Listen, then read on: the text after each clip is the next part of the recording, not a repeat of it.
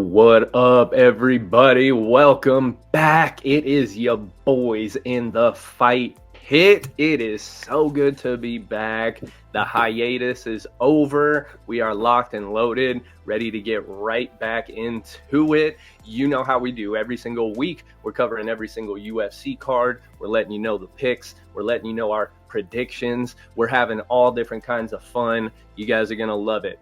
Thank you for joining us, as always, to the returning subscribers, and thank you to anybody that is seeing us for the first time. Hope you enjoy it. Please stick around. We got a lot of fun. Today, we are covering UFC Fight Night, Edwards versus Brady, going down March 22nd, 2025 at the O2 Arena in London. Intro music. They know what it is, know what I do, know who I am, who don't understand. Yeah, that's overdue. My trophy say that's overdue. Baby, we back, ladies and gentlemen. It is the boys in the house, the Fight Pit, House Call Sports. We are so happy to be here with you every single week. If you've been hanging with us in the Fight Pit, you know how we do it. We got those picks, we got those predictions, we got those breakdowns. We're covering everything that the UFC has to offer. Today, we are kicking off our return with Leon Edwards versus Sean Brady card going down in London on March 22nd. And that looks to be a good one. Anytime you can get Leon Edwards in London, that's a pretty good time. But before we get too deep off into it, I gotta say what's up to my man real quick, because we haven't seen each other in about a month or two going on. You know, I love what we do. This is always the best part of my week, and not being able to do it for so long, dude, I just got to check in with my boys. My name is Drew, High Fight IQ, and chilling right next door, we got my man, Sean, Ryan Sports, Mr. Bad Beats himself. Sean, how goes it, my man? Good to see you. Good to see you too. It's been a long time, and it's kind of weird because when we don't do this, and then a fight night comes around or a card, and it's just like you're like watching, like, oh yeah, I don't remember like talking about this guy or anything, and you're just like you think of each other when we like. I think of what you say, Gage says, Matt, Kyle when he's on here. I think of what you guys say when I'm about to watch the fight, and it's just weird when we don't do it. I'm just like, wait, why don't I have like a report card ready to go? Exactly. That's how it felt for quite a while. It felt like that. I feel you. Yeah, it feels like we kept having a bunch of tests that we didn't study for, huh? Yeah. I feel the exact same way. Whenever we're going through, we're hitting each other up on the Discord and discussing the fights and stuff. It's just always so much better getting to sit and chill with you guys in the Fight Pit face to face and do our thing. So we got a couple cards to go over real quick before we get up to speed. The first one that we're going to breeze over is the Cannonier versus Rodriguez card. Jared Cannonier taking out RoboCop. I don't know who saw that coming, except for me. I picked Jared Cannonier. But that was very impressive. Jared Cannonier, 40 years old, still at the highest level, taking out the young guns. Beautiful stuff. Sean, what was your thoughts on that one? I'm going to pull up, see if there is any other specialness. We also had Yusuf Zalal, that's snoozer, against Calvin Kattar. Edmund Shabazian back on the winning track. And that's about it. Andre Petrosky got it done over Adolfo Vieira. How'd you feel about that one? Main event, full card? I think it was the best performance of the night. Like I love the comeback, because if you just see what it says and say there's a finish that Cannonier got the TKO win, that's not enough. Jared Cannonier was hurt really bad in that first round. He was done, and he just turned it around. The second round was kind of close, but towards the end of the second round, he was getting to Rodriguez, and then the third round he took over, and it was beautiful. That was a guy with some willpower in there that night. He did not give up. he was hurt, and beautiful performance. And like you said, 40 plus years old and doing that to a up and come, even though Gregory Rodriguez looks older, he's quite a bit younger. I think he's 30. So it's crazy to think that was a fun fight. It really was. It was savvy veteran performance by Jared Cannonier. Love to see it. The fact that it was just a comeback, which was just so fitting because he's had those types of fights as of late where he gets either down on the cards or he gets hurt early, he gets rocked and is forced to play the comeback game. So seeing him get that done, that was great. Next one, Henry Cejudo versus Song Yadong. First and foremost, gotta point out the co-main event, our boy Fluffy Anthony Hernandez getting it done as we knew he would. He was our I can't remember if he was lock or dog of the week. I think that he was the betting favorite in that one. He was a favorite. Okay, so yeah. So he was the lock. Count it again. Never lets us down. Just cannot say enough about Anthony Hernandez, about how impressed I am with because I'm from out that area. I've known him, Max, Jordan, a lot of people from MMA Gold, Jim West, one of the best in the biz, one of the greatest coaches that around, and just love seeing the homies, love seeing people from out that way do well. And this was something that we knew was coming. We knew Anthony Fluffy Hernandez was going to be a problem, and the time is now, baby. How'd you feel about that co-main event performance from Fluffy? I loved it. I'm real quick looking to see if he's in the top 10 now, because I think that put him in the top 10 if I am correct. Fuck, I hope so, dude. Middleweight rankings. Here we go. We're down to middleweight. He is number 9. Yep, he's one ahead of Anthony Hernandez. Anthony Hernandez is one ahead of Brendan Allen, and he's one behind Marvin Vettori, which I think I would have him over Marvin Vettori, definitely with. But he's about to fight. Marvin Vettori's fighting soon, so it's like, we'll see. That's true. We'll see. That's true. We get to see what he got. Yeah, and I think that is going to be a tough matchup for him too. For everybody watching, we always record these early, so the week that we are recording this episode, this Saturday is Vettori versus Dolidze, I think is the matchup, right? Yep. Yeah. Yep. So that's going down this weekend. We will have our write-in picks. We will be posting our picks. Whether we do an episode or not, we'll always post our picks on our Instagram page. So you guys make sure you go follow the Fight Pit podcast on Instagram. You can always keep up with what we got going on. But yeah, depending on how it goes on this one, Fluffy could be number 8 this time next week. Who knows? Yeah. Who knows? Definitely. And I want to talk about the main event a little bit. Unfortunately, how it went, a little bit of an MMA IQ issue there with Cejudo, with knowing that he should have just maybe said that was it and get the draw, the no contest, versus getting now it goes to the cards and he's basically takes the loss. It sucks because that could be it for Cejudo. That could be it. And if that's his last fight was Eye Poke Mania, that sucks. Like, it's sour grapes. That is really bad. It's like he went out good the first time. He came back for a couple money fights, which he's made money, so good for him. But if that's the way it ends, that's pretty brutal.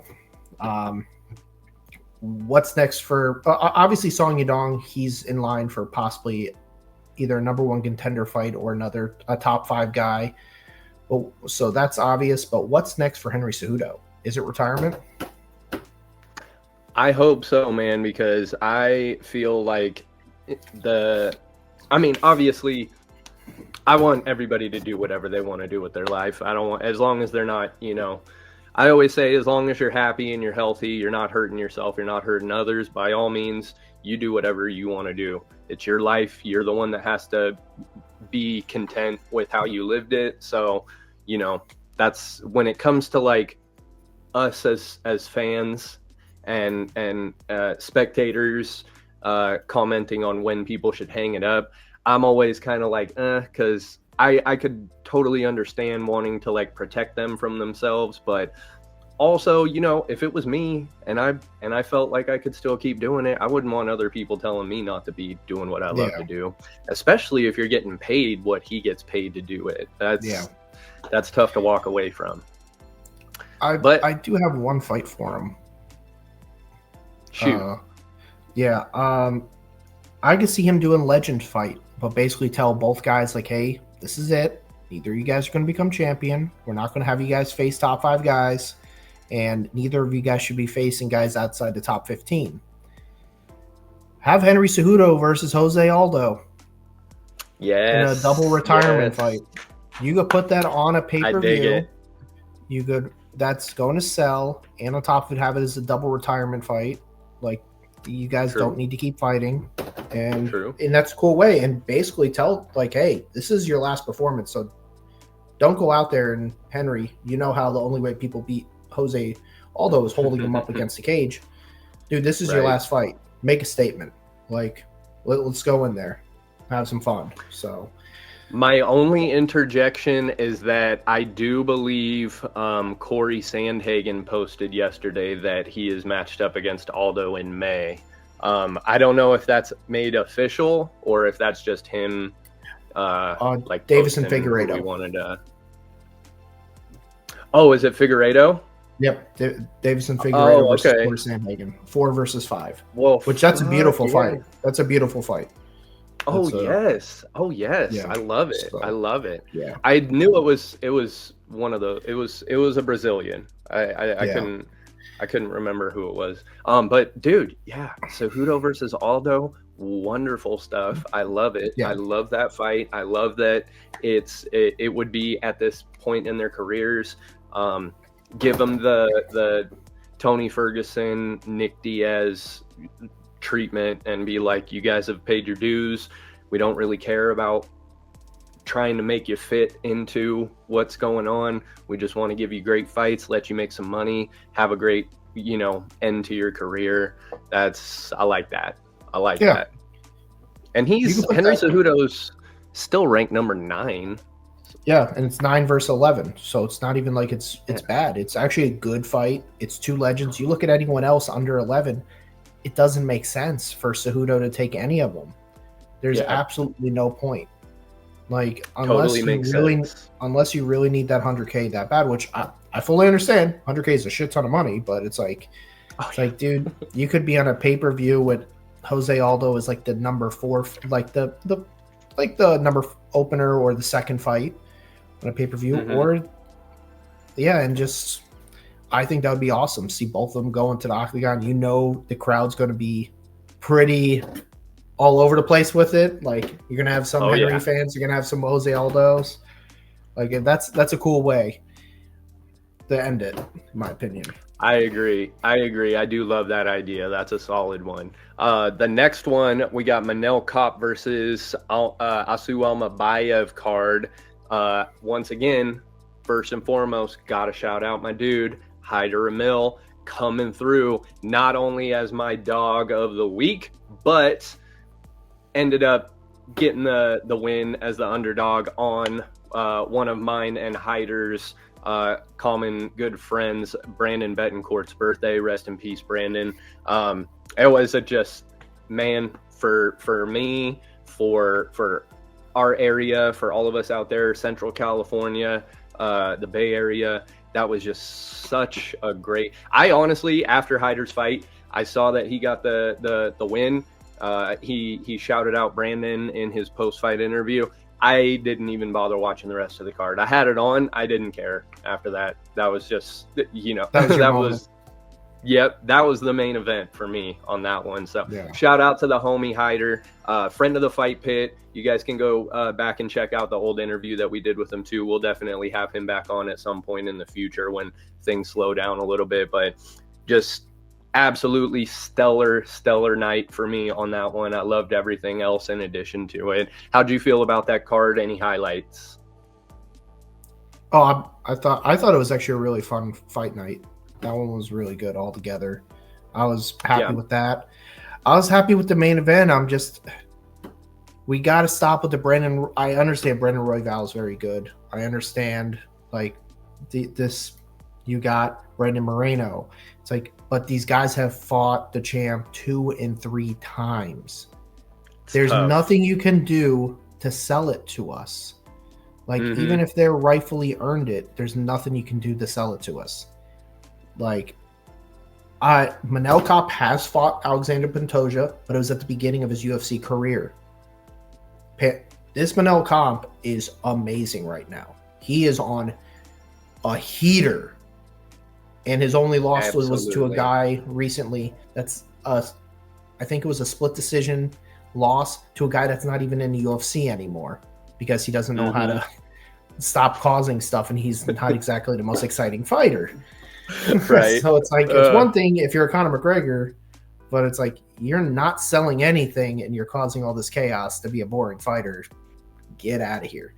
So it's like, it's Manel Kopp, dude. He's I would love to see Kai Kara France win against Alexander Pantoja, and then you get a Kai Kara France versus Manel Kopp fight, because the heat between them would be insane. The trash talk, everything, it would just be brutal. Those two they'll tear the place down, and obviously their skill level, their striking is unrealistic. That's some high. Absolutely love that. I want Kai Kara France to get a title shot so fucking bad. Like, I aside from the Brandon Moreno fight, didn't go his way. I feel like he should have already had another title shot by now. Just my personal opinion. Who am I? What do I know? Yeah. But I mean, we're pulling dudes from other organizations. We're bringing up dude, to get smoked right out of the gate. We're bringing up dudes who are number 10 and beyond in the rankings for title shots, man. Kai Kara France had was it a vacant belt, or was it an interim belt when he fought Moreno? It was an interim belt against Moreno, and then he got beat up pretty bad against Moreno. But Moreno's one of the best at this division. He really is. Exactly, and he's only had an interim title shot at this point. It's not even like you're putting Kai Kara France in there and getting another one of those, like, trilogy, quadrilogy type things, and people getting sick of seeing him over and over again. We haven't seen Kai Kara France in a title shot against hardly anybody. You know what I mean? Yeah. He's faced a lot of those top guys, but it's time. Yeah. And I would absolutely love to see that matchup you mentioned. That would be fireworks. Yeah, there's one other situation we can get, which if Pantoja says he wants to go up to bantamweight and fight Merab, honestly, Merab doesn't have a clear number 1 contender at the moment. He really doesn't, because Merab's either beaten him, or the guys are on a 1-fight win streak, or not on a win streak whatsoever. So it's like, if Pantoja gets the nod to go against Merab, you got to have an interim title fight versus having the two we just said, Kai Kara France and Manel Kopp, go at it in an interim championship fight. You can do it on the same card. And honestly, that would be the people's main event. That'll be the people's main event, just saying. If those two, that's fireworks. Absolute fireworks. I love that. Beautiful. Last order of business before we get on UFC 313. Absolute chaos. Just a roller coaster of emotions. We did pretty well on that card. As far as our picks, you can go check out our picks on our Instagram page. The big ones to highlight, of course, Justin Gaethje bouncing back from the craziest knockout in UFC history to get the decision win over Rafael Fiziev on short notice. And then in the main event, we got Ankalaev finally dethroning Alex Pereira at light heavyweight. And there was a whole bunch more that happened on that card too. Not enough time to cover it though, but some fun stuff that happened. We got some good highlights on that one.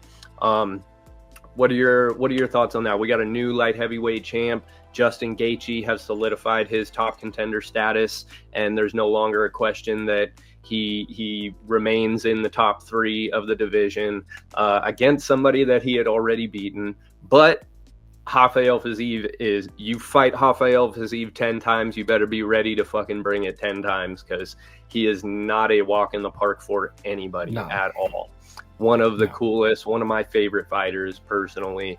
I love the guy. But how did you feel about that card? What were your main takeaways? I do think we do have to mention one other fighter other than the co-main event, and that is Rufy. The fighting nerds. That spinning heel kick to the head, flatline KO to the temple, just legitimately, and he didn't even get all of it. If he got all of it, there's a chance that's murder. There's that was really freaky. And then him, like, he has the tattoo on the chest of Luffy, and he has his name in the Luffy kind of bounty font. Like, I'm not going to say what form or anything of Luffy he is on the tattoo, because there are some fans that don't know. And then him doing the Gear 2 thing in his introduction, and them say he's going to be the king of the pirates after flatline KOing someone. Like, for anybody who's new to the Fight Pit, very, very, very favorable of fighters who are anime fans. Yeah. Continue. Yeah. Legitimately, July 4th, girlfriend's favorite holiday. Started watching One Piece episode 1. We legitimately just finished episode 420. And we're in damn March. That's is ridiculous. Awesome. By the time we get to July, we're going to be at 800. It's unbelievable. So hell yeah. Definitely a fan of Rufy and anyone from that camp. Anyone. You sign me up. Whenever they're fighting, I'm in. Sign me up. And 2 of them are fighting in Miami, 2 hours from where I live. So I'm like, fuck, I need money. Yeah. But we'll go to the co-main, because I could talk about that group of people forever. The co-main, Justin Gaethje's dog. Fiziev is a dog too. I wish it was 5, but at the same point, I think it not being 5 saved Fiziev's, like, saving face, almost like a WWE term, saving face, right? Because he didn't get knocked out. But if it went 5, I do believe Justin Gaethje would have dominated rounds 4 and 5.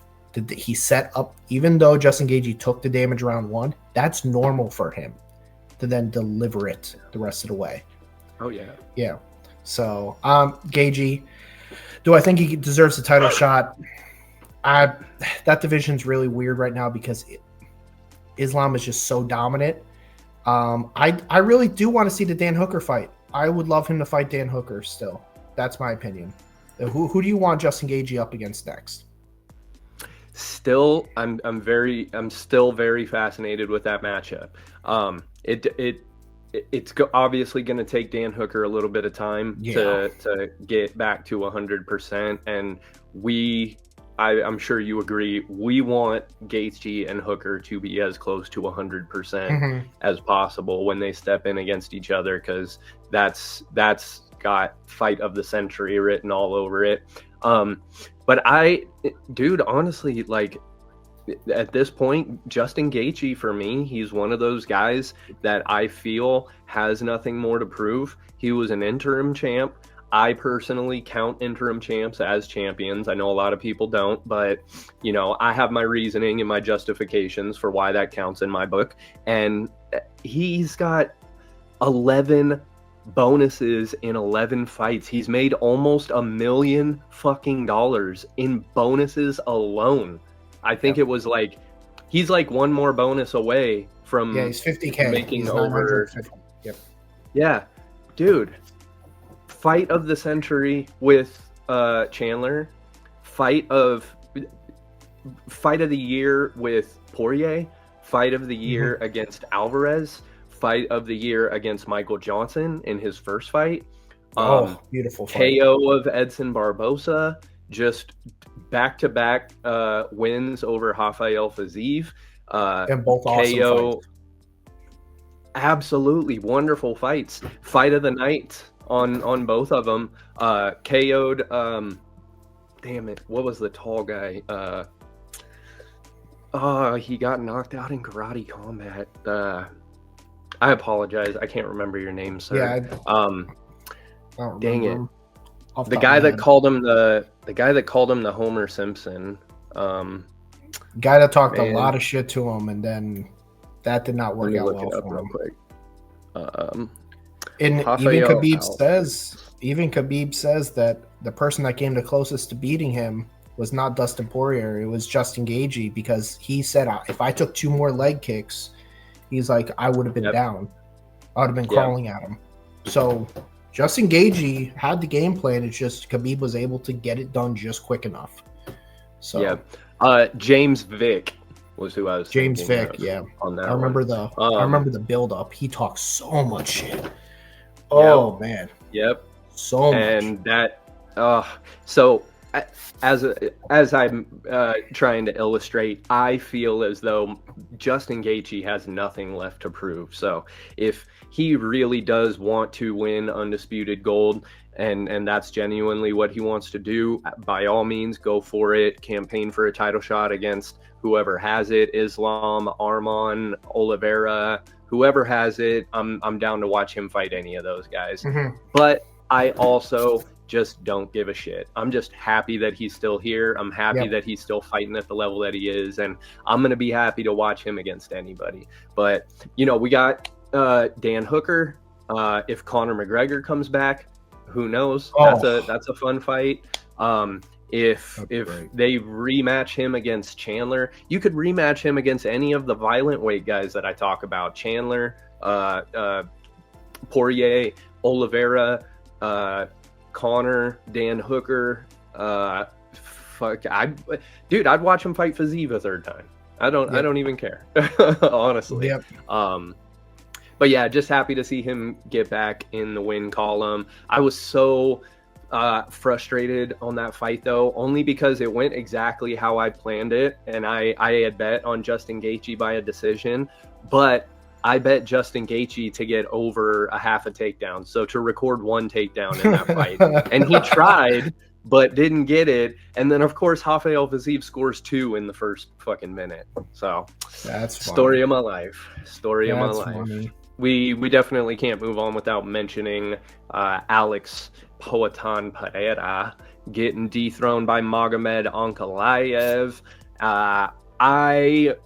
All I'm going to say about it is that close fights are not robberies, and that's something that I have to stick to as well. I may not be the biggest fan of Magomed Ankalaev or his fighting style, but that is what it is. I always say,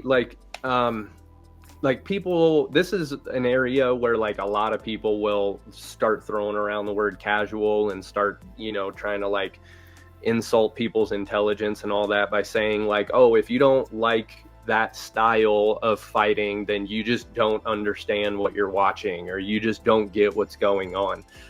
I'm here to tell you that is not the case. I fully understand what's going on when I'm watching a style like that. I'm not a, D1 national champion wrestler or grappler or Brazilian jiu-jitsu black belt, but I have been training. I have been doing this. I have been around this for a long time. I have a pretty firm grasp of what I'm seeing at all times when I'm watching the fights. I'd say 99% of the time. And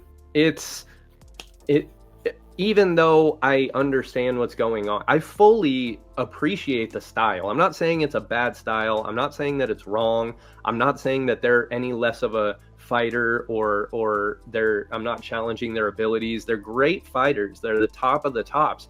And it is 100% the smartest style. It's a low risk, medium reward type of style. It's dominant. And it's effective, and I can't say that if I was fighting, I wouldn't do the same. All that being said, it's just kind of fucking boring to watch sometimes. And there's nothing wrong with that. That's just my opinion. There's a lot of people who have the same opinion. And if you have the opposite opinion and you think that styles like that are fun to watch and you enjoy it and it's, you know, you find parts of it that are exciting, absolute power to you. I'm not trying to change your mind. I'm just saying sometimes these styles are for people who favor striking, for people who like seeing excitement 24/7 and things like that. It just gets kind of fucking boring to watch. And there are some guys who have been able to fight that style and make it exciting. Islam is doing it right now. Khabib did it towards the end of his career. Charles Oliveira ended up, you know, adopting his own type of that style. There are guys who have made it exciting. I'm not saying it's bad. I'm not saying that they need to change anything. I'm not saying that they're any less of a fighter. They're still the top fighters in the world. I'm not hating on them at all. I'm just saying from a spectator perspective, it's kind of fucking boring to watch sometimes. How did you feel about that one? I had a 3-2 for Magomed and Ankalaev, but I would not have been surprised to see 3-2 Pereira. I thought it really was 2-2, and the round that was the weird round was round 3. I had it I think I had rounds 1 in 5 for Pereira, and I had 2 and 4 for Magomed. And then round 3 was an absolute coin toss, in my opinion. But I will say the 2 rounds that Alex Pereira won were closer rounds than the 2 that Magomed won. Those 2 were pretty definitive. So that's the thing. When you get someone that has the more definitive rounds than someone that doesn't, that's where things can go against that person. You got to make sure you win that round. Round 2, Alex Pereira ended the round on skates. Round 4, it was a 30 strike difference in that round, and 3 minutes of control time on the cage. It's like you can't be outstruck by 30 and have and think you have a chance in the round. And it's going to, when the judges see the next round happening the same thing, even though it's a closer round, they're going to favor the fighter that just dominated the previous round that way. I feel like, personally, I don't need to see this fight again.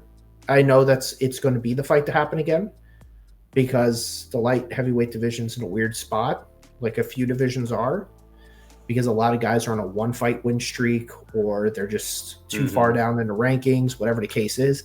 And Alex Pereira just became one of 3 the onlys. So of course they're going to want to get him back in. And he's a cash cow. He's a knockout artist. He could definitely win the fight again. But he's 37. He looked slower as a striker in there than Magomed. The professional kickboxer was the slower man in striking. And if people don't believe that, go listen to Demetrius Johnson.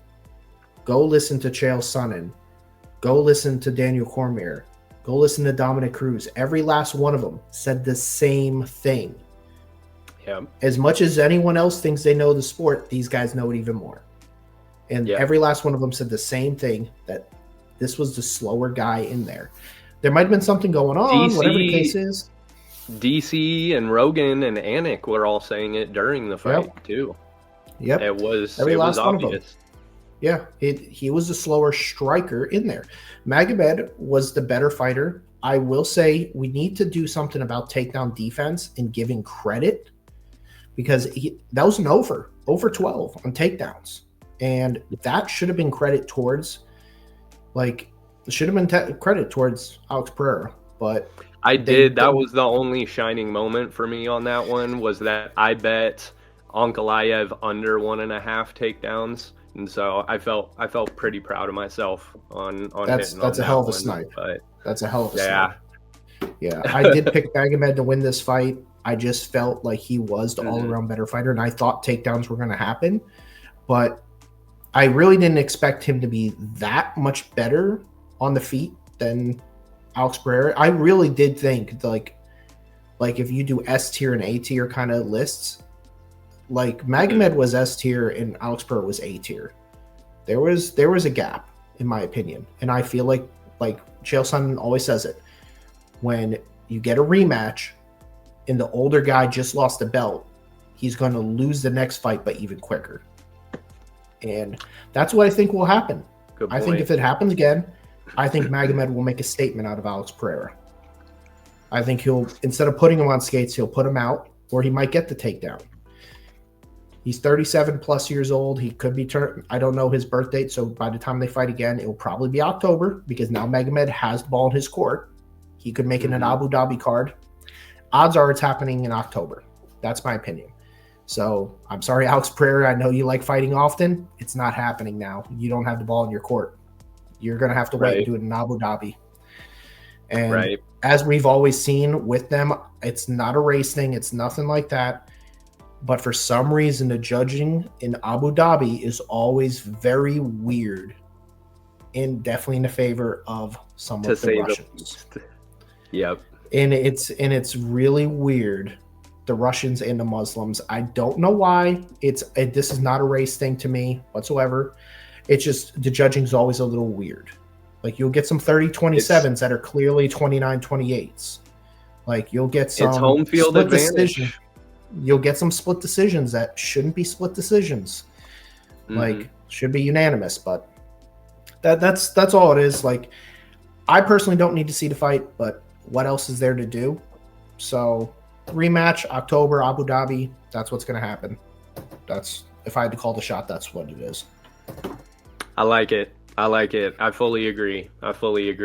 It's sad to say, but all of those great runs come to an end. A lot of guys that we mentioned, Demetrius Johnson, George St. Pierre, guys like that, they either retire on a win streak, or they end up getting beat. And thankfully, we didn't get a Alex Pereira highlight reel KO loss like with Izzy on this one.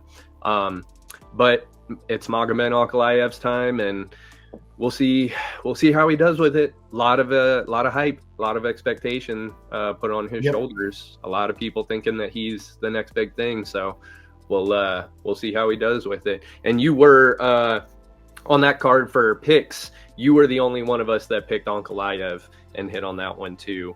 And I am happy to say that solely because there was one card on the previous 4 or so that I did really well on. I finally caught you percentage wise. We're both sitting at a 67% for 2025. So did not think it was going to happen. Honestly, didn't think it was going to happen this early in the year either. I thought I was going to have to do a lot in order to catch you, but you are still in the lead as far as picks. You had the most correct picks on that last one too. So yeah, we are all steadily getting our picks and our bet numbers back up into the 70s where we normally chill.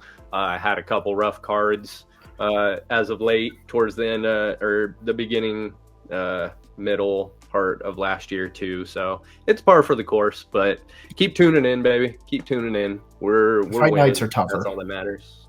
Fight nights are tougher. They are. This one could go either way also. Who knows? We could be picking all underdogs. Legitimately, there is no clear-cut favorite in my eyes.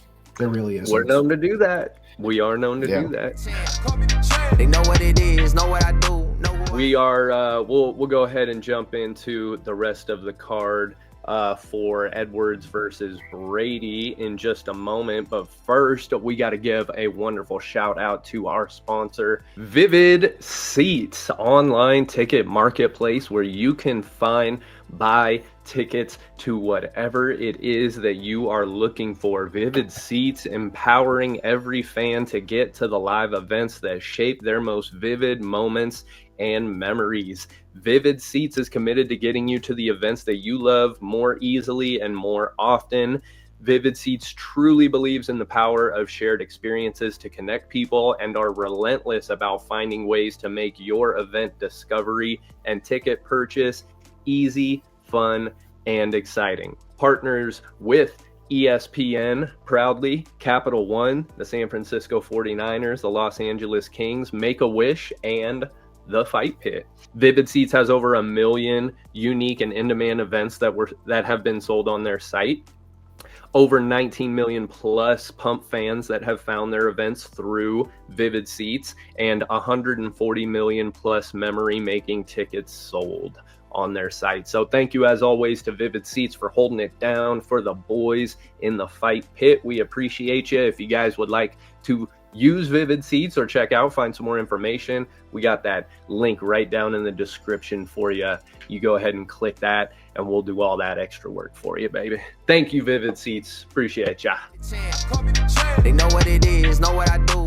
We're gonna go ahead and get into this Fight Night Edwards versus Brady card. We're gonna breeze through the prelim fighters real quick, give you some highlights to look at. We have opening up the night, Nathan Fletcher and Colin Lauren. I think that'll be a good one. Shauna Bannon versus Huna Tomar. Christian Leroy Duncan versus Andre Pulyaev. Marcin Tybura versus Mickey Parkin. Lone Air Kavanaugh versus Felipe Dos Santos. And Jai Herbert versus Chris Padilla. I personally always like to tune in when Felipe Dos Santos is fighting. He's had some rough ones, but I always think that's a good one. And then, of course, Marcin Tybura versus Mickey Parkin, I think, is going to be a fun one, too. Which fight are you looking forward to the most on this prelim? If you guys have watched a Fight Pit long enough, you always know I say I could give half a damn about a heavyweight fight if it isn't for the championship. I will watch any flyweight fight. And this is one of those. You have Lenin Canova versus Felipe Dos Santos, like you just said. Like, he's having a rough little issue there, but it's like still exciting fights and high level all around MMA. And that's the thing I love about the flyweights is legitimately they could be ranked 30th and they're still going to be a great mixed martial artist. And yeah. So they signed me up for them. But I will say Jai Herbert versus Chris Padilla, there's going to be fireworks in that fight too. There really is. So that co-main and main event of the prelims, both of them pay attention to. Even if you miss stuff beforehand, it's like it is what it is. It's a lot of more of the English fighters and people in the region, the area of Europe. But those two, the co-main event of the prelims, please pay attention to those. They're going to be fun. Absolutely. I think even opening up with Nathan Fletcher and Colin Lauren, that could be a fun one.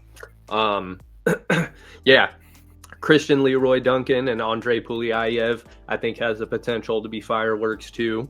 But yeah, like you said, Jai Herbert, Chris Padilla is there's a reason they're the featured fight on the prelims. Yeah.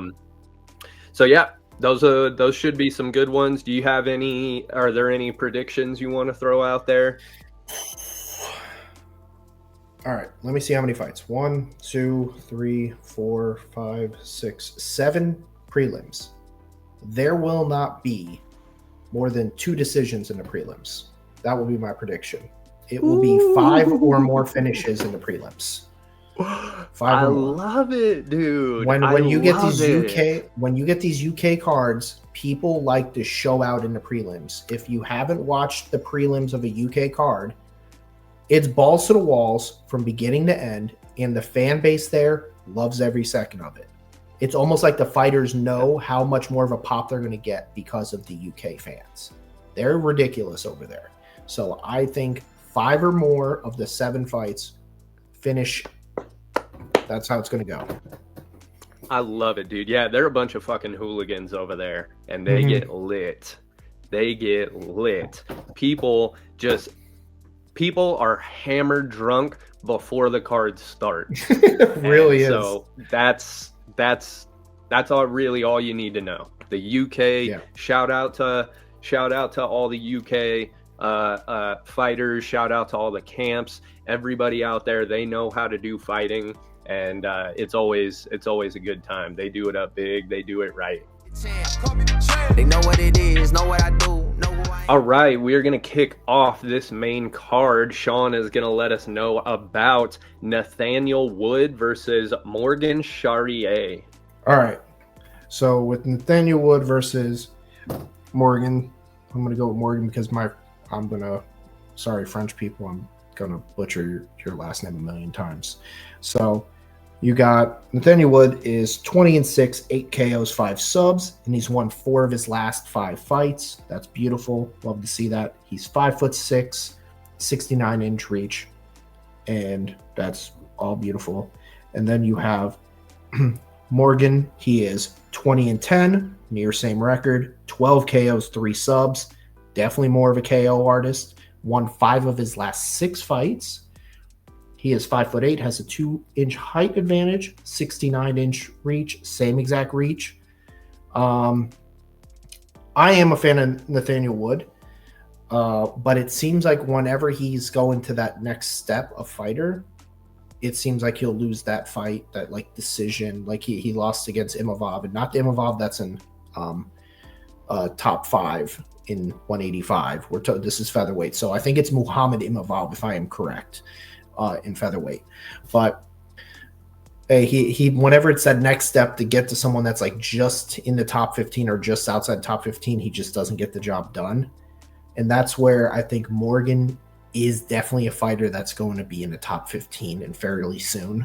And I do think Morgan's going to win this, and I think it'll be in pretty exciting KO fashion, in my opinion. But I could see either one of these guys going down. Both of them have been knocked out before, and I can definitely see either one of them landing that shot and going out.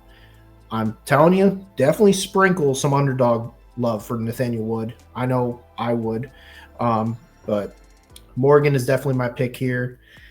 It's not a 100% foregone conclusion by any means, but I do think Morgan is a better fighter, and I don't think the grappling will be that big of a situation for Morgan in this fight. So Morgan, I'm going to say KO. I'm going to go with my default answer, and I say second round. So second round. Gotcha. Yeah, I'm with you on that. That is a fun fight. That's a good fight to open up the main card out there too. They know what it is, know what I do, know who I am. All right, moving right along. Next up, we have Jordan Vucenic versus Chris Duncan. We got Jordan Vucenic, aka the Epidemic. He's got a 13-3 record, 2 KO wins, 6 submission wins, and 5 decisions. I am just going to tell you right off the bat, anytime there's a fighter that I see is more tattoos than not tattoos, that's who I'm going to pick. Not because I favor tattoos, but just because I know that guy does not feel pain at all. He is not worried about getting hurt. That guy enjoys pain. Anybody when you see their skin is more tattoos than not tattoos, they're not somebody that's going to go down easy.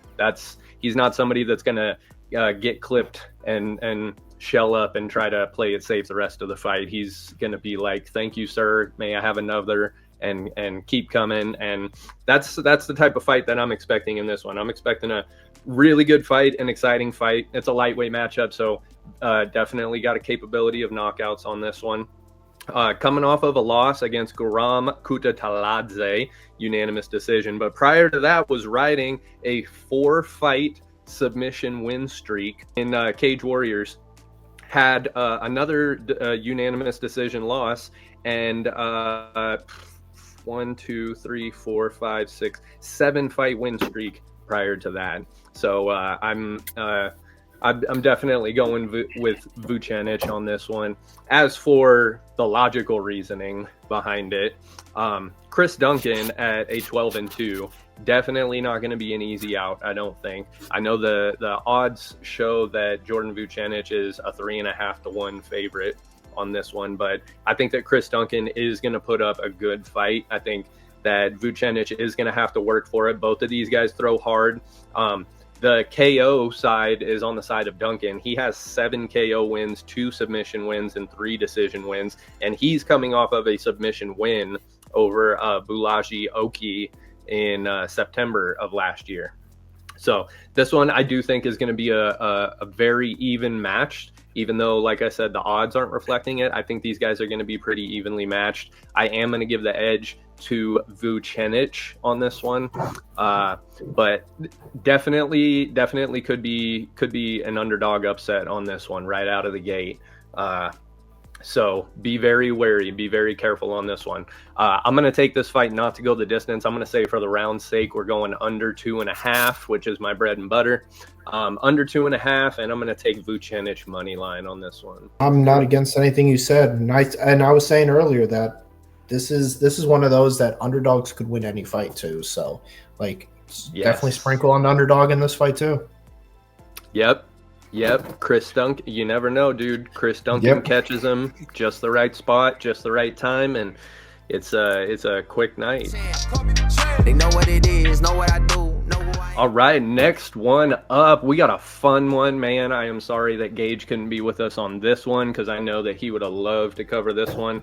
We have Gunnar Nelson versus Kevin Trailblazer Holland. Gunnar Nelson at a 19-5-1 record. Kevin Holland at a 26-13.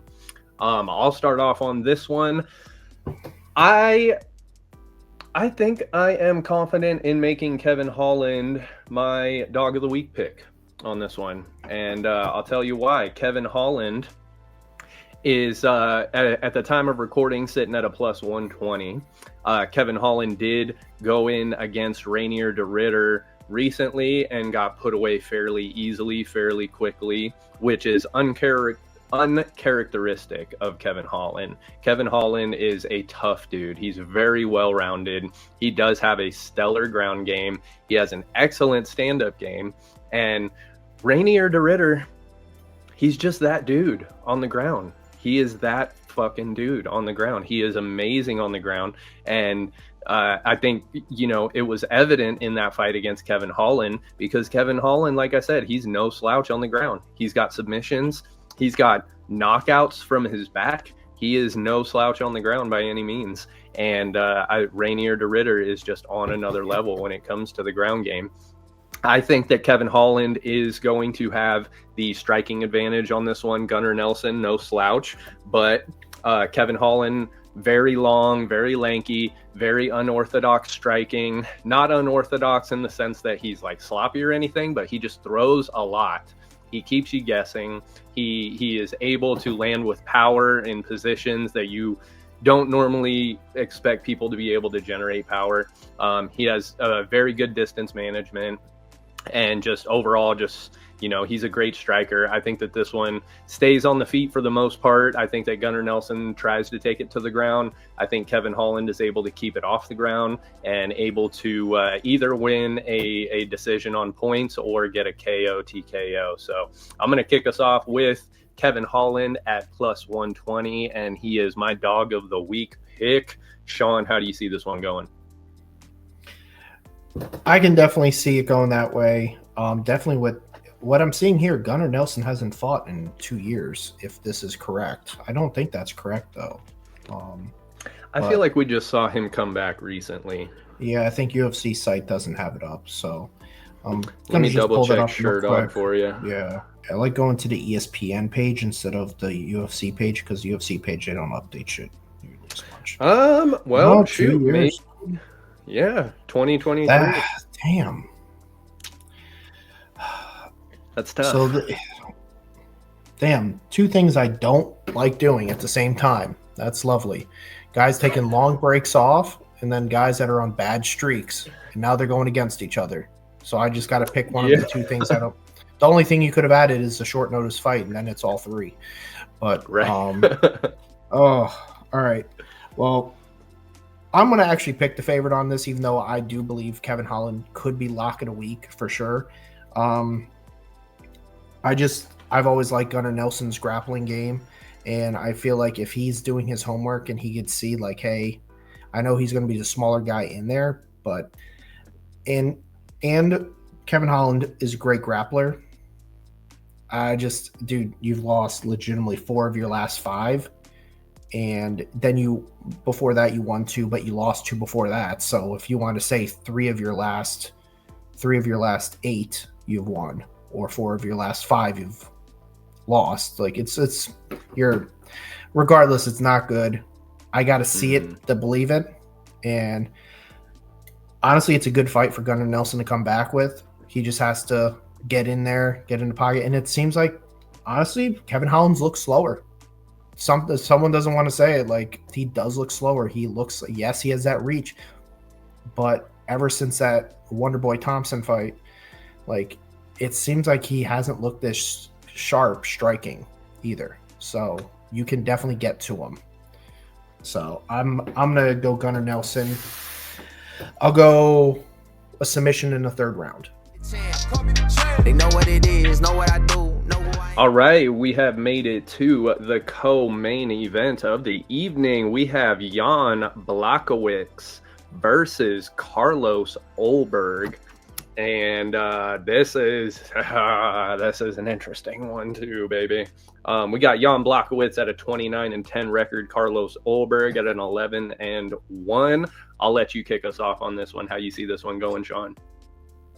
Yeah, this one's another one that's, once again, this whole entire card, you could pick underdogs if you want to. Like, I think this might be my underdog of the week, I think, would be Jan Blachowicz, just because of what he does have in grappling. Yes, it's not to the level of Magomed or Glover Teixeira type grappling, but it's good enough against kickboxers. He took down Alex Pereira at will. Carlos Ulberg is former professional kickboxer, has shown nothing with ground game, and I think he has one loss in the UFC, and it was by being taken down a bunch, if I'm correct. I could be wrong, but at the same point, Jan is old. He's 42 years old, if I'm correct. He's up there. 41, 42. He's in the 40s. 42. Yeah. 42. He's up there. So it's like, and he's been on a layoff. He hasn't, the whole Alex Pereira reign has happened, and the first light heavyweight fight he had was against Jan Blachowicz. So it's like, so, and Jan's been out ever since then. So we don't really know what to expect in this fight. This is another one of those fights. It's like, you got the hot young kid in Carlos Ulberg, or you go with the old veteran that's a badass in Jan Blachowicz. It's a tough pick either way. I'm going to go, I don't really want to do this, but I'm going to go Carlos Ulberg. I really don't like this pick, but I'm doing it just because Jan hasn't fought in a while, and we just saw what happened to Stipe. When you're in your 40s and you take a long hiatus, even if you are a former champion, you look like shit when you come back. I'm wondering if that's going to be the same thing with Jan. And so I got to see Jan 40 plus on a 2-year break, see how good he is before I could pick him. So I'm going to go Carlos Ulberg. I'm going to go by decision because it is hard to finish Jan Blachowicz. It really is. So by decision, I like that. Carlos Ulberg.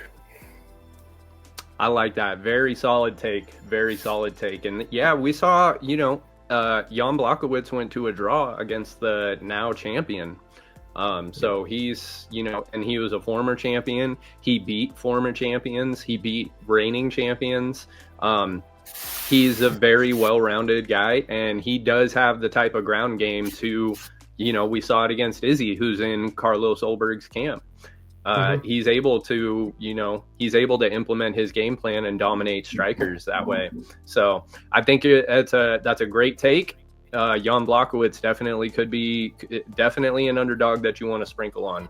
But I'm gonna go with Carlos Ulberg too. I'm gonna ride the wave. Hopefully, Jan Blachowicz is able to still look like himself and not go out on a low note on this one.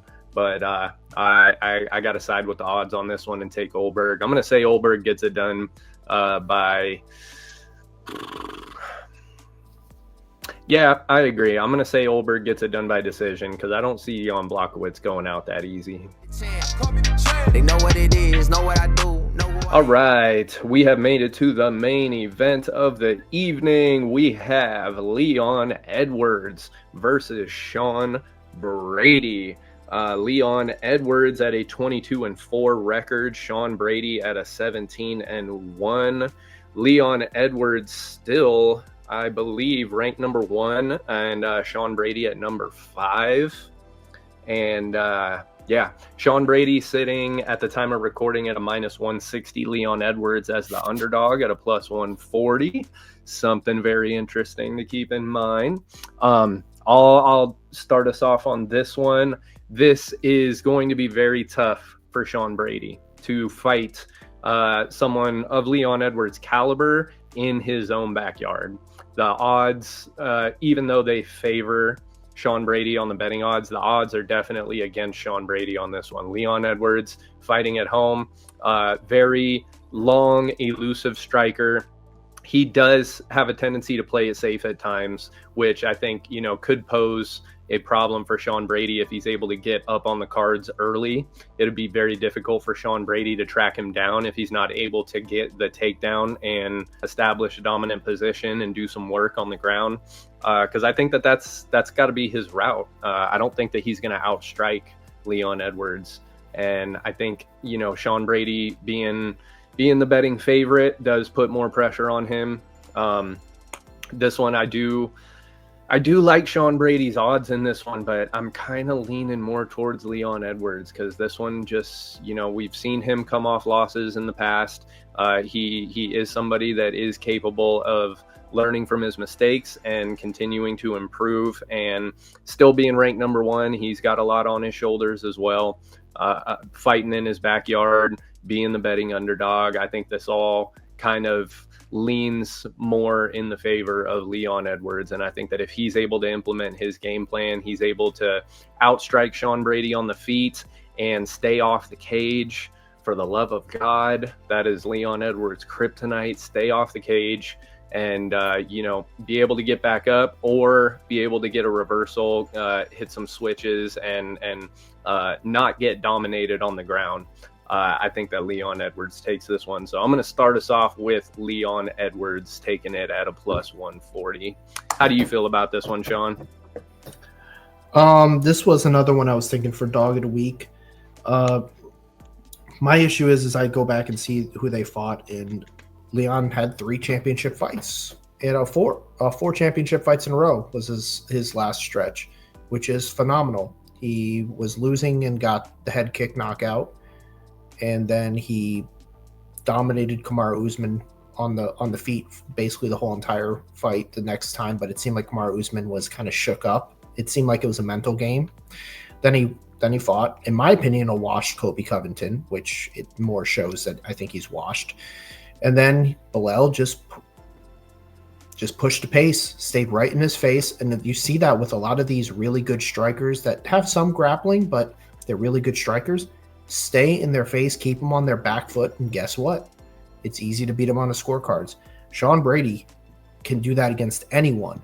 The only person he didn't do that against was Bilal Muhammad.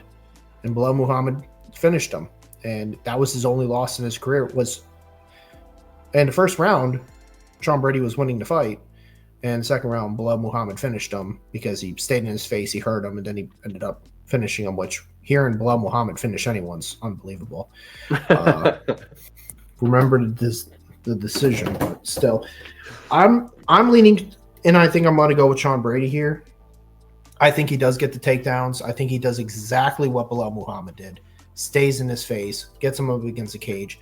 He was shy to throw for such a great striker remember, Sean Brady's bigger than Bilal Muhammad, and Bilal Muhammad was able to land way more shots because he was in his face. It was like Leon Edwards was gun shy, and that we just saw it with Alex Pereira was gun shy. He just didn't want to throw and miss and get clipped. And I think Sean Brady's going to do the exact same thing. If he doesn't, then he's just not that guy. This is the fight to show for Sean Brady. Are you really a guy that's going to contend for the belt? Or are you just a guy that's going to be in that 10-5 range? That's where you're going to be until your career's done and then you get out of there. This is that fight. I'm going to be optimistic for him, and I think he's going to do it. I think then we're going to see wars with him and Javkat up there. You have Bilal again, possibly. You have the Australian. What's his name? Madalena. Thank you. Jeez, I blanked out on one of the most exciting guys in all of UFC. That's bad. But it's been a while. It's been a while for him. But he's getting a title shot, so that's cool. But yeah, I'm I think it's more of a hope pick because Leon, he's done it. He won the belt. Cool. I don't think he beats Bilal. I don't believe he beats Shavkat. I don't believe he beats Jack Della Maddalena. I want to see Sean Brady step it up. I want to see him get to that upper echelon. So this is more of a hope pick. It is another favorite pick, and I think I've picked all favorites, which is crazy. There is an underdog going to hit on this card. I guarantee it. The underdog is going to hit. So there's always one. If you pick a full favorite to win this card, you're going to lose money. So you're going to find which underdog's going to hit. But I'm going to pick Sean Brady to win this fight. I think decision, because once again, Leon is good enough not to get finished, but he will take an ass whooping for 5 rounds. I think it'll be like a 49-46 Sean Brady. I like it. Like I always say, man, I can't disagree. Can't disagree. Great take. And it very well could be, Bilal versus Leon Edwards 2 on this one. Sean Brady, very capable of, learning from his mistakes, learning from his losses, taking a page out of Bilal's book. And Bilal just, he looked stellar in that fight against Leon Edwards. And I didn't see that coming. It was a great display. It was a great display. And everybody saw that one being a very boring fight. And credit to Bilal, he made that one not boring. He is one of those guys I was talking about that's able to implement that kind of quote-unquote boring style, but still make it exciting. He was able to do that against Edwards. And so it is possible. It is possible, but we're going split on that one, so that one won't be an official pick, but we'll have that on our record. So someone's gonna do well on this card. Someone's gonna go undefeated. They know what it is, know what I do, know who I am. And that wraps up our predictions for UFC Fight Night, Edwards versus Brady. We are gonna move on to a new segment on this one. It is our UFC Trivia, something that I'm gonna implement into all of our episodes from here on out, and it's just going to be some fun little segment stuff that we get to do just to break up the monotony. This one is going to pertain to some stuff that has happened recently. So how we're going to do this, Sean, I'm going to give you a top 10 and have you guess all top 10 fighters in this category. And I'll be here to give you some help and some hints. Some of them might be a little bit tough, so I'll definitely help you out. But you have a very high fight IQ as well, so I don't anticipate this will be too tough for you. First one, we are gonna touch back on our boy Fluffy Anthony Hernandez. Just recently secured the record for the most takedowns landed in UFC middleweight history with 45. Most takedowns landed in the division's history, passing Chris Weidman, who had 43. Our boy Fluffy has 45 and counting. Now, with that, I want you to guess who are the top 10 UFC fighters with the most takedowns landed all time. There's 10 of them. 2 of them are tied. Number 9 and number 10 are tied. But I don't anticipate you'll have too much trouble with this. So top 10 UFC fighters with the most takedowns landed all time. And you can't open up any other browsers. You can't open up any other pages. I'm gonna show you. Phone's. Bam. He doesn't need it, folks. He doesn't need it. He's the man. Right. Most takedowns in UFC history.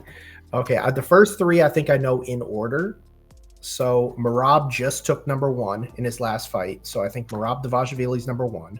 Merab is number 1. He has 92.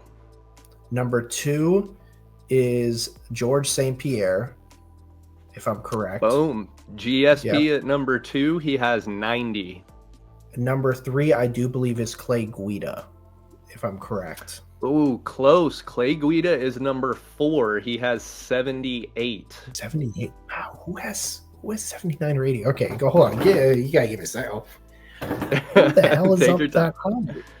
So you got Merab at number 1, GSP at number 2, and Clay Guida at number 4. It's a tough one. Number 3 is he's an older guy. He fought He fought Tony Ferguson and Islam Makhachev, I think, are the most notable fights. He's an older guy. When was his last fight? If you could give me that. His last fight was in November of 2022. 2022 November. Wow. He has fought Rory McDonald. He fought Efren Escudero. He this might give it away. He lost by TKO to Islam Makhachev. I think it was Islam Makhachev's only. Oh. Yeah. Who did Islam TKO? I believe it was his only one up until lately. Other than Alexander Volkanovski, that's all. But there's no way he has that many takedowns. Man, 80-ish takedowns. Like, yep, it's a tough one. We can go on to the rest of them. You can try and knock those I'll out. give a couple others. Chael Sonnen, probably up there. No, Chael is not. One of his predecessors is, though. Colby Covington. Colby Covington is number 7 all time with 70. Wow, that's how high this list is going. 70 for number 7. Fuck. Oof. Wow, I'm in rough shape on this one. Not gonna lie. Wow, because I don't. No, you got 4 of them so far. I don't think Khabib's on this list. I'll say Khabib, but I don't think he is. No, I didn't think so because I don't think he had a lot of times when he took you down. That was it. It wasn't a lot of get back up. Yeah, got to think of someone that took down a lot of guys many times. Demetrius Johnson. Demetrius Johnson is number 5 all time with 74. Oh. All right, that was a sneaky one because people think of how elite his striking is, but he's a fucking grappler too. He's a great true goat. Great pull. I'll give you number 8. BJ Penn. Is BJ Penn on there? BJ Penn is not on there. The one I'll give you number 8 because I think that one's the most difficult one. Number 8 is Nick Lentz with 69. Number 6 is a guy that fought BJ Penn quite a few times. Quite a few times. What the fuck about BJ Penn? Quite a few times. Oh man. This man actually fought many of his opponents quite a few times. What the hell? Oh man. What's the Jufro curly hair guy? He ended up fighting GSP. He was what the hell is his name? I can't remember his name. But he was a big time grappler. Yeah, Koscheck. He was a big time grappler. Koscheck is not on the list. That was a good guess though. Yeah. Man, BJ Penn, who did? So number 6, the guy that finally dethroned BJ Penn. I don't even know who dethroned BJ Penn, man. Oh man. That's a very close fight. The only one that I can remember that era right around there is Benson Henderson, but I don't think he was a grappler. The guy right before him. Right before Benson Henderson. Who the hell was right before Benson Henderson? He fought Benson Henderson multiple times. He fought BJ Penn multiple times. And this might give it away. He fought Gray Maynard 3 times. Why am I drawing this blank? We haven't heard his name in so long. Yeah, I'm going to slap myself in the forehead when I hear this name. Why am I not getting this name? Oh, you got to give it to me. I'm just wasting time here trying to think. Who is it? No, you're fine. Number 6 all time is Frankie Edgar with 73. Yeah. God, that's annoying that I couldn't think of that one. I know, it's one of those tip of the tongue. So we've got all of them. You got all of them except 3, 9, and 10, and 9 and 10 are tied. Number 3, like I said, he by Islam Makhachev. It's another tough one. He fought Tony Ferguson, had a good fight with Tony Ferguson. Michael Johnson had some big losses. Lost to Khabib Nurmagomedov also. Do you want me to give you that one? Yeah, go for it. Number 3 all time is Gleison Tebow with 84 takedowns. Yeah, that one was tough. That one was tough. Wow, he slipped up there, man. I thought he was like, I knew he got a lot of takedowns, but I was thinking like the 40s or 50s. I wasn't thinking 80. That's right. Wow. Very surprising. Very surprising. Yeah. So we got the last two, number 9 and 10. They're both tied with 68 takedowns all time. One of them is considered a lightweight GOAT, and one of them is a longtime welterweight contender.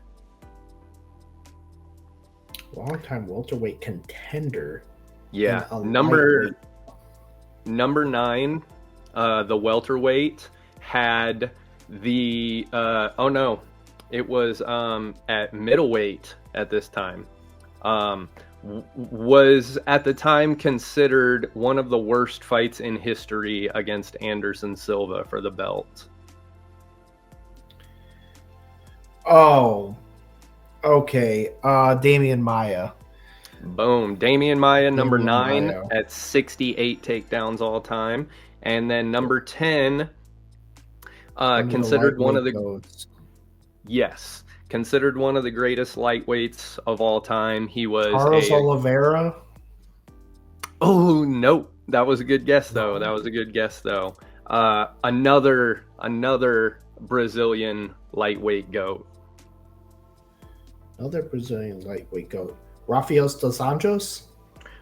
Rafael dos Anjos at number 10 all time with 68. Actually tied with Damian Maia. They're tied for the number 9 spot with 68. All right. There you go. Great job, dude. Great job. Yeah. You nailed a bunch of those. That number 3, his name passed through my head, but I legitimately was thinking, oh, he's in the 40s or 50s. There's no way. Like, and right? then I'm like, that was surprising. And then 80? That's insane. Yeah. And Marab is current champion, and he's at 92, dude. Who the hell is going to touch that? All right, so it's going to be, who is this fighter? We're going to get a hint, and then get another hint, and we're going to try to guess it. It says, sister is a bodybuilder. No he or she, it just says, sister is a bodybuilder. Is the first hint. MMA fighter, sister is a bodybuilder. Sister is a bodybuilder. Oh, sister is a bodybuilder. I'm just going to throw a shot in the dark and say Colby Covington. Colby Covington is Drew's guess. Okay. And that's a no? That's a no. All right. This is the second hint. Former plumber. What? Oh. Who the hell was a former plumber? Oh, man, I don't want to give you hints possibly. I think I got it. You actually think you got it? Oh, shit. The only person I know that has ever gone on record as saying that they were a plumber before fighting, Conor McGregor. Got it correct, Conor McGregor. Wow, I did not know that one at all. Let's go. That was good. That was good. I like that one a lot. Wow, got her on former plumber. Man, that's crazy. I did not. I was going heavyweight. I was thinking big. I almost went Big Country also. That would have been a good one, yeah. All right, here's the next one. These two fighters won their championship belts in the same year. One fighter won the women's featherweight championship at UFC 232, and the other fighter won the heavyweight belt, a championship at UFC 226. Who lost their belt first? Ooh. Okay, so we got to figure out who these people are, which I know who one of them are. I don't know who both of them are. Who's the one you got? 232 women's featherweight belt was Amanda Nunes. She won it over Chris Cyborg. But when did she lose her? She never lost her featherweight belt. So when she retired is when she would lose the belt. So I just need to think who won the heavyweight championship at 226. Heavyweight championship at 226. So Stipe and Fabricio were doomed. Verdum beat Cain Velasquez, and then Stipe beat Verdum. I can't remember which events they were, though. Regardless, the answer is Amanda Nunes is who won. Oh, wait, who lost her belt first. So regardless, it's whoever the heavyweight is, because Amanda Nunes never lost her featherweight belt. She retired with it. So she never lost it until she retired. And Stipe didn't lose it till 2020, right? Stipe lost to Daniel Cormier in the first of the fights, and that was well before Amanda Nunes retired. So regardless, we just need to know, was it Stipe or Fabricio Werdum? That's the question we need to know. Because Amanda Nunes, the woman, is the I'm gonna think it's Stipe won in 226. I'm gonna just go with it. So I'm gonna say Stipe lost the belt first. It's not the correct fighter, so it's Fabricio Werdum. It's not him either. It's not him either. Who? 226. 226. Who's the champion? Was it Cain Velasquez then? Was it Cain Velasquez? Not Cain. Is it Daniel Cormier? Is it Daniel Cormier? It's Daniel Cormier. Oh my God. Wow, it's been that long since Daniel Cormier. Oh man, Daniel Cormier lost his belt at 220. Lost after winning it at 226. That's makes crazy. Sense. That's crazy. Yeah. Wow, so we weren't. Amanda, we couldn't think the heavyweight because the belt changes so goddamn much. Name this fighter again. Okay, so we only guess when we know the answer. Okay. All right, first hint: fought Jose Aldo. I'm going to pass. Yeah. Fought Jose Aldo. Next passing. one. Fought Max Holloway. I'm going to pass that one. Dang, But there's a couple answers. There's a couple answers that I fought both. Okay, continue. Fought Charles Oliveira. Oh my gosh. Hold. Now we're going to wait a second because that really limits it down now. And just to let you know, my phone is legitimately the chat. Like, I'm not looking, like, when I look at my phone. It's just... No. Fought Charles Oliveira. I have two guys in mind. You have two guys in mind? Yeah. It was Oliveira, Aldo, and Holloway. Jose Aldo, Max Holloway, Charles Oliveira. Okay, yeah. No particular order, but has fought them. I got two guys in mind. I'm going to pass, but yeah, I'm not going to guess yet. I have. Yeah. Yeah, we're both passing. Fought Marlon Vera. Marlon Cheeto Vera. What? Oh, dang. Okay. I'm screwed now. Yeah, I'm going to have to pass with the Cheeto one. Cheeto screwed me up. Gotta pass. Now I'm all out. I'm all over the place now. Yeah, we both passed. Fought the Korean Zombie.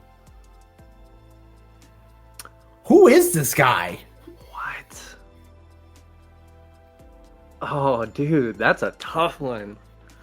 Oh, fought Korean Zombie, Cheeto Vera, Max Holloway, Charles Oliveira, Jose Aldo. This was, in my opinion, this had to be 145 when he fought, like, Charles Oliveira, Max Holloway, and Jose Aldo, and then he fought Cheeto Vera and Korean. Well, Korean Zombie was also 145, but Korean Zombie's been around forever. Wow, dang. So it had to be Cheeto Vera early on. Yeah, go ahead and pass. Pass. We both passed. Oh, this might be the one that gives it away. Fought Gray Maynard 3 times. It's exactly the person I was thinking. Fuck. Yeah. Is it Frankie Edgar? It's Frankie I was Edgar. legitimately thinking Frankie Edgar the last time, and I was like, I didn't want to say it. Wow.